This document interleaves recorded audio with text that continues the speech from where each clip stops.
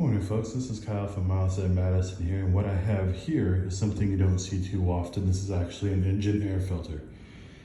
Now, we offer services on these to replace them, and it's recommended you do it every so often because when you don't, they're gonna look a little something like this. Now, if you have a dirty engine air filter, you're gonna get less air moving through your engine, less output overall.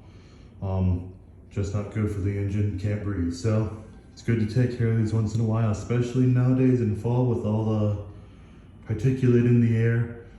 Come on in and we can replace these for you. Quite the difference between the two.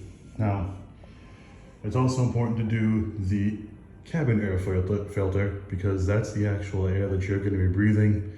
If you don't do that often enough, it's going to kind of smell mildewy over time. So don't want that. Come see us. We'll get a handle for you. We'll see you then.